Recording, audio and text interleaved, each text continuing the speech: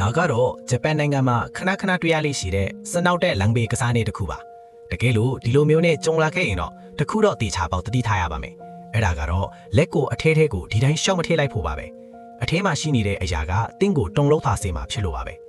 ဒါကတကယ်တော့ဂျပန်ရဲ့ဖြော PE အစီအစဉ်တွေကနေဖန်တီးထားတဲ့လူအများနဲ့အပြန်အလှန်စော့ကစားရတဲ့ game တစ်ခုဖြစ်ပြီးစီးမြင်တွေကလည်းအရန်ကိုရိုးရှင်ပါပဲ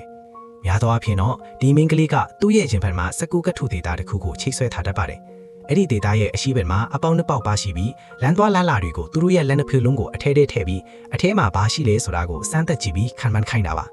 စိတ်ဝင်စားစရာအကောင်းဆုံးအပိုင်းကဘာလဲဆိုရင်တော့ဒီဂိမ်းကိုစောတဲ့သူတိုင်းဟာမျက်လုံးအဝိုင်းသားနဲ့ဇဝေဇဝါဖြစ်သွားတဲ့တူညီတဲ့အမူအရာမျိုးကိုပြသကြတာပါပဲအထဲမှာဘာပဲရှိနေပါစေလူတွေကိုတစ်ဖက်ကစူးစမ်းခြင်းစိတ်ဖြစ်ပေါ်စေသလိုတစ်ဖက်မှာလည်းစိုးရိမ်စိတ်တွေဖြစ်ပေါ်စေခဲ့ပါတယ်ဒါပေမဲ့ထူးခြားချက်ကတော့အထဲကိုလက်ထည့်ပြီးစမ်းသပ်ဖူးတဲ့သူတွေဟာအထဲမှာဘာရှိလဲဆိုတာကိုဘယ်သူမှအတိအကျမပြောပြကြတာမှာပဲဒါကြောင့်ပဲအမျိုးမျိုးသောခံမှန်းချက်တွေထွက်ပေါ်လာစေခဲ့ပါတယ်တချို့ကတော့အထဲမှာကြောင်လေးတွေဖားလေးတွေဒါမှမဟုတ်တခြားအကောင်လေးတွေရှိနေတယ်လို့အခိုင်အမာပြောကြပါတယ်တချို့ကကြတော့လေ data တွေမှာဘာမှမရှိဘူးလို့ပြောကြပြန်ပါတယ်ရဲစရာကောင်းတာကသူတို့အားလုံးပြောတာအမှန်နေတာပါပဲဘာလို့လဲဆိုတော့ဒီဂိမ်းရဲ့တကယ်ကြီးပဲချက်ကအထဲမှာဘာရှိလဲဆိုတာကိုခံမှန်းဖို့မဟုတ်လို့ပါပဲလူတွေကြောင်းလန့်နေတဲ့အချိန်ဒါမှမဟုတ်မသေးချာမရေရာဖြစ်နေတဲ့အချိန်မှာထပ်ပေါ်လာတဲ့ရဲစရာကောင်းတဲ့အမူအရာတွေကိုဖမ်းယူချင်တာပဲဖြစ်ပါလေ